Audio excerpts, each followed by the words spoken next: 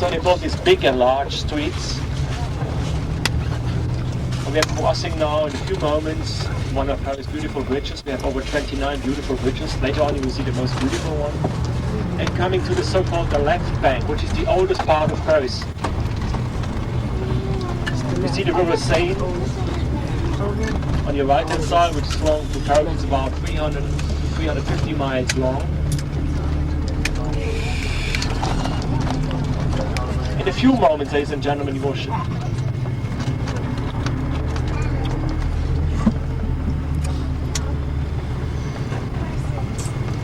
see the front of the famous Notre Dame Cathedral.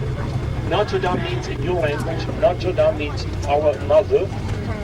The cathedral became famous because of the book of Victor Hugo when he described the Hunchback.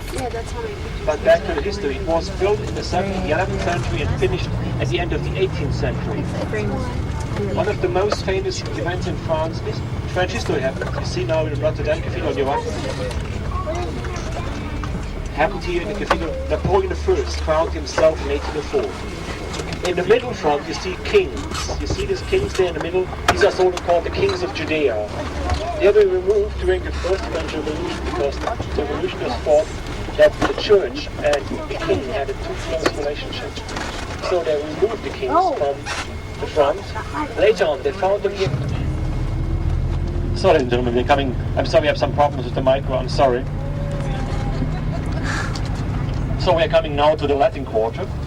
Just let me explain you where the name Latin Quarter is coming from. In a few moments you will see on your right hand side a famous university. Maybe it's the most famous one here on the continent, called the Sorbonne. The University Sorbonne was founded at the end of the 14th, beginning of the 15th century on here. And in a few moments you see the University Sorbonne, a part of it, the building with the green roof. When you see the building with the green roof in the cellar, one of France's most famous prime minister is buried, Cardinal Richelieu, and finish it by the end of the 19th century, because as always here in France, governments are running out of money. But back to the history of the Pantheon, and why is it so famous? In a few moments you will see these golden letters there in the front. That means for the great people or the great men, their country will never forget. A lot of famous people are buried inside, like Victor Hugo, the man who wrote the book Notre Dame de Paris with the Hunchback, Jean-Jacques Rousseau, Voltaire, the two famous philosophers. Even the people who built this believed and thought that the people inside should have their peace, that nobody from outside should look and disturb their peace. That is the famous Pantheon. We're driving slowly around. Price is that you can make up your mind that you see it's about 105 francs. That means that everything is included, transportation, tips, everything. Here for Paris, I think it's a very, very reasonable price. The palace inside was built by Henry IV for his wife, who came from Italy. She belonged to the family of the Medici. Today they use the house and the palace as the House of Senate here in Paris. The political system, a few comments to the political system. We have a president at the top of the state, a prime minister, a government. We have, like in the United States, at night. You must come here at night. It is beautiful. Sometimes I would like to give you some background information that when you come back to Paris, and then you know where to go. So anyway, you can go wherever you like here. You will have some fun and excitement here. But please be careful, before you go to the restaurant, always read the menu and the prices, and you have to add at least 15 to 20% tip. You see also what is typical here for Paris is, you see these chairs and small tables outside, people are sitting there, have a cup of coffee, and look what other people are doing, look, and they're walking up and down. Later on I will show you some famous cafes here in Paris.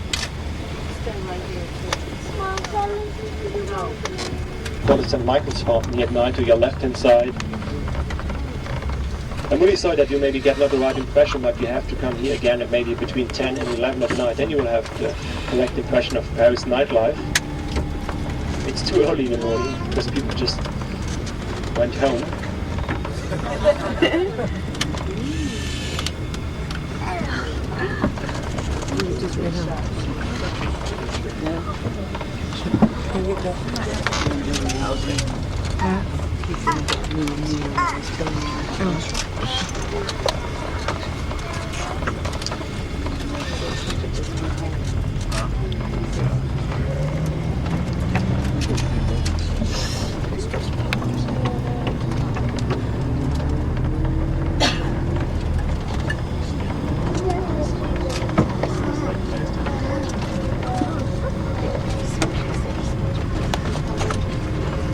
What you see on your right-hand side, you see a lot of green boxes. During the day, especially when the weather is nice, they open it and they sell used books and pictures here. They call it here, there's no translation, Les Bouquinistes. That is really has a long tradition here in Paris, especially in the afternoon when the weather is better. I think normally the weather changes here in the afternoon, so the weather is a little bit better. And people are walking up and down, they sell books, they buy books. It's really nice, and that's a typical way of lifestyle here. That has something to do with real Paris here.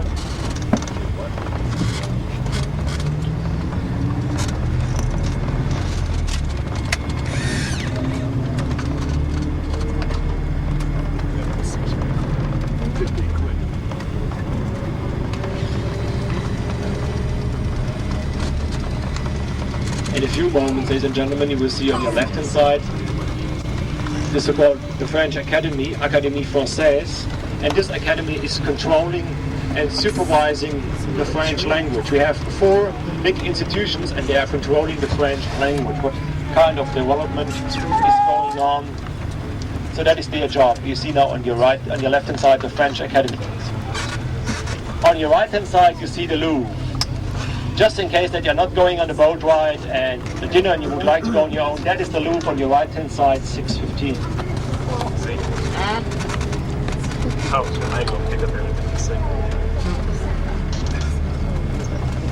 What else? And ladies and gentlemen, maybe you can imagine, or maybe you will not believe it, we have here in Paris over 120 museums, 120 museums, over 120. One of the newest and most famous museums is the Museum of the 19th Century. And later on, maybe after you have seen all the projects here, you will understand every emperor, king, president has his own or had his own project. And this project, you will see in a few moments on the left-hand side, was a former railway station. And then a former president of France, Valéry Giscard d'Estaing, decided not to build an apartment complex, condominiums, so he decided to change his building you see now on your left-hand side into a museum. And it is today the Museum of the 19th Century. And you will find only things from the 19th century, like pictures and statues from the 19th century. It's a railway station, a former railway station, beautiful.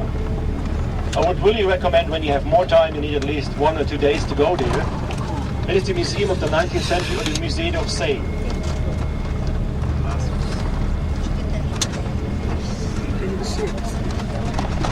And you will find, especially in the Museum of the 19th Century, a lot of the so-called famous Impressionism painters. You will see a lot of copies, but maybe you heard about the auctions in the last weeks from Van Gogh, and when they sold in Renoir for $75 million.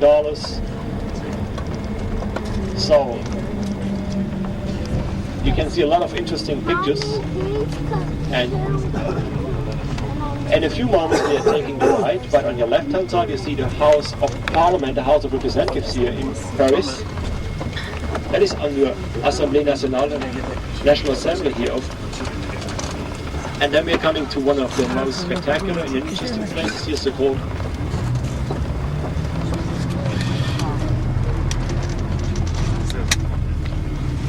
when we are taking a ride, but when you look over the bridge, you will see a brick building. Later on we come closer. It was one of the first buildings in Europe, now to your left-hand side, where they used a glass construction. It was in the 1850s, they built it for a world fair. It was one of the first buildings in Europe where they used a glass construction. And now straight ahead, the Concorde Square with the obelisk, the Madeleine behind. That is the Concorde Square, the famous Concorde Square.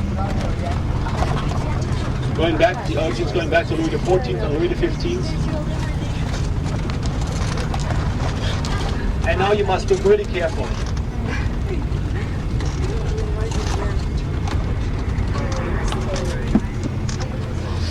When you look carefully, you will see the Champs-Élysées, you will see on the left-hand side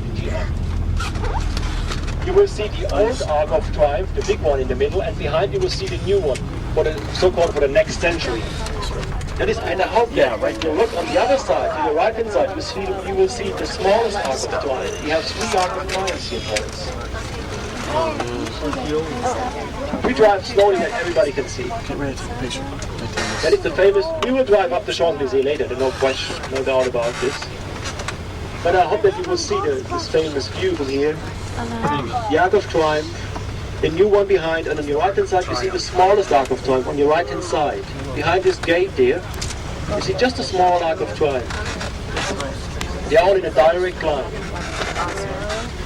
Don, I would really like to invite you, but I'm sorry, I just don't have even the money for the tips there. That is the famous restaurant Maxime, which is owned today by Pierre Cardin, the famous French designer. So now on your left hand side you have the famous restaurant Maxime. And we're coming now downtown, where the most expensive area is, here Maxime. Straight ahead you have the famous church Madeleine, which was built. Where's that famous church? What do you say this means? Great America!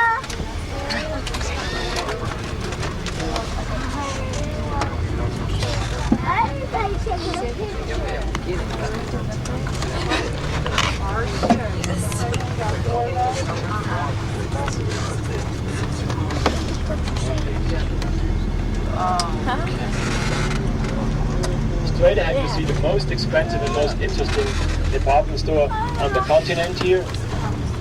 There's just one more interesting department store here in Holyoke, which is so beautiful and nice. It is Harrods in London. You can